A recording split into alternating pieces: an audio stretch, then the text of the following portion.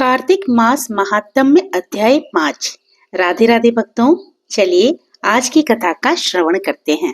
राजा पृथु बोले, हे नारद जी, आपने कार्तिक मास में स्नान का फल कहा, अब अन्य मासों में विधि पूर्वक स्नान करने की विधि, नियम और उद्यापन की विधि भी बतलाइए। देवर्षि नारद ने कहा, हे राजन, आप भगवान विष्णु के अंश से उत्पन्न हैं, अतः ये बात आपको ज्ञात ही है। फिर भी आपको यथाचित विधान बतलाता हूँ।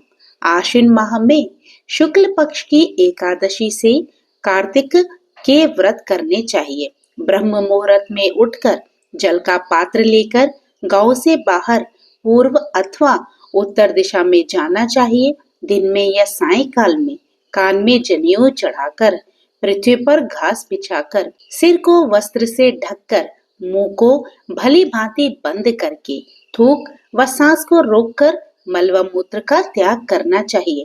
तत्पश्चात मिट्टी व जल से भली भांति अपने गुप्तांगों को धोना चाहिए। उसके बाद जो मनुष्य मुख शुद्धि नहीं करता, उसे किसी भी मंत्र का फल प्राप्त नहीं होता है। अतः दांत और जीभ को पूर्ण रूप से शुद्ध करना चाहिए और निम्नलिखित मंत्र का उच्चारण करते हुए दातुन तोड़नी चाहिए।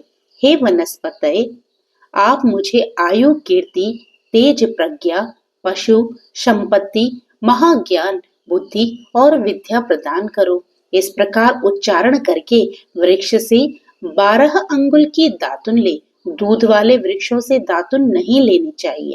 इसी प्रकार कपास, कांटेदार वृक्ष तथा जले हुए वृक्ष से भी दातुन लेना मना है, जिससे उत्तम गंध आती हो और जिसकी टहनी कोमल हो।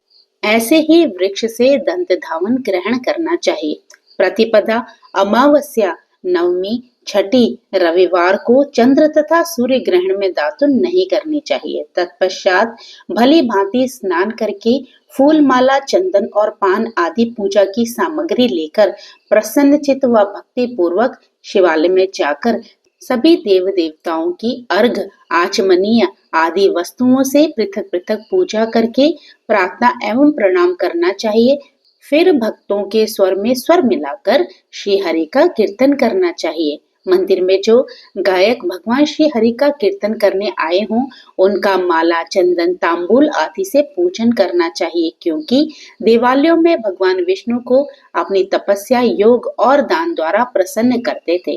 परंतु कलयुग में भगवद गुणगान को ही भगवान श्री हरि को प्रसन्न करने का एकमात्र साधन माना गया है।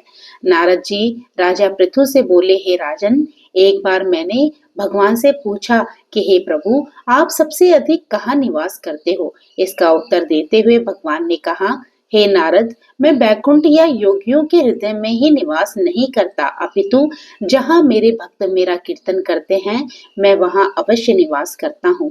जो मनुष्य चंदन, माला आदि से मेरे भक्तों का पूजन करते हैं, उनसे मेरी ऐसी प्रीति होती है जैसी कि मेरे पूजन से भी नहीं हो सकती।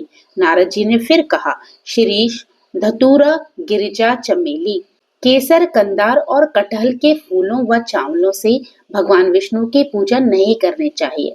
अड़हल, कंद, गिरीश, जूही, मालती और केवड़ा के पुष्पों से भगवान शंकर की पूजा नहीं करनी चाहिए। जिन देवताओं की पूजा में जो फूल निर्दिष्ट है, उन्हीं से उनका पूजन करना चाहिए।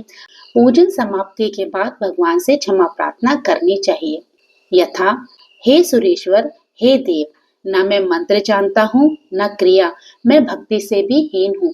मैंने जो कुछ भी आपकी पूजा की है उसे पूरा करें।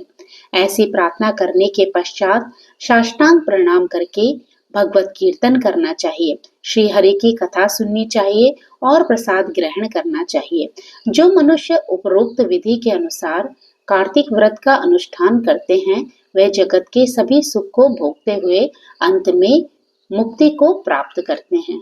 तो भक्तों, आज का अध्याय यहीं पर विराम लेता है। इससे आगे की कथा आप कल सुनेंगे।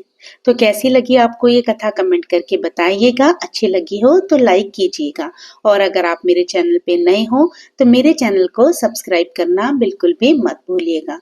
प्रभु का नाम लेते रहिए, पुण्य के भागी बनते रहिए। जय श्री कृष्ण, राधे राधे।